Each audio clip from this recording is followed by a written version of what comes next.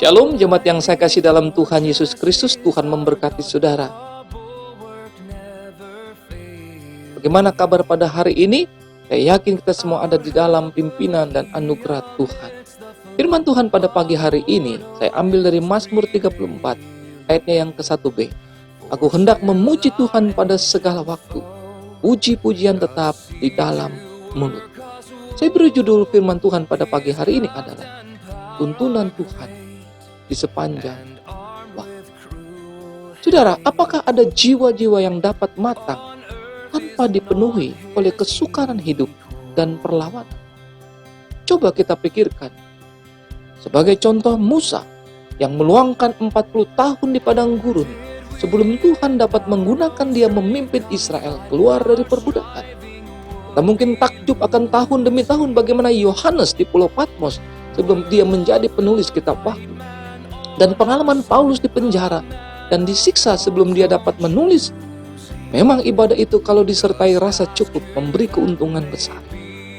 Saya percaya Paulus matang untuk kerajaan surga selama masa kesendiriannya di dalam tahanan.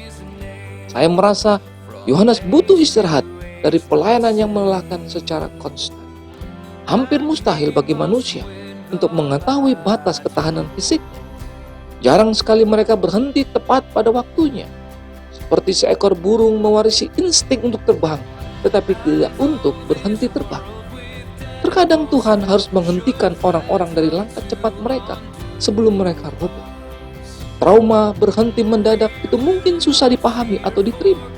Pensiun, sakit, kehilangan pekerjaan, ataupun tragedi mungkin perlu diizinkan terjadi untuk memberikan waktu guna penyembuhan fisik dan rohani. Diamlah dan ketahuilah bahwa akulah Allah, kata Mazmur. Pada jam-jam dan hari-hari penuh perenungan pada masa pemulihan dari operasi, membuat banyak orang menemukan rahasia kehidupan yang sesungguhnya di dalam Kristus. Mungkin hanya Tuhan yang memahami mengapa rasa sakit seringkali adalah satu-satunya cara yang boleh mendapat perhatian manusia. Tidak seharusnya kita menyalahkan Tuhan karena memanfaatkan satu cara itu yang pada akhirnya akan menarik kita kepadanya. Saudara, ada kisah seorang pria sedang ditawan di sebuah menara dan mencoba memberitahu orang lewat mengenai dilema. Mereka tidak dapat mendengar tangisannya di atas. Jadi ia mulai menjatuhkan koin emas dari kantongnya untuk menarik perhatian orang. Meskipun mereka datang berkerumun di sekeliling untuk memperoleh semua uang yang dijatuhkan, tidak seorang pejalan kaki pun menengok ke atas untuk melihat kondisi buruk dari si tawanan.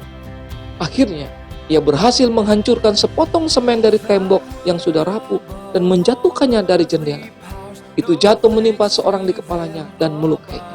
Pada saat itulah, pria di bawah menengok dan mendapat pesan dari atas. Banyak orang menerima berkat tanpa melihat pada sumber pemberi berkat. Orang begitu terpaku pada dunia di sekelilingnya.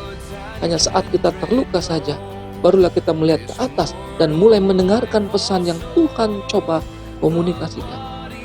Saudara, marilah kita peka pada tuntunan Tuhan dan senantiasa bersyukur kepada Tuhan memberkati saudara dan saya. Amin.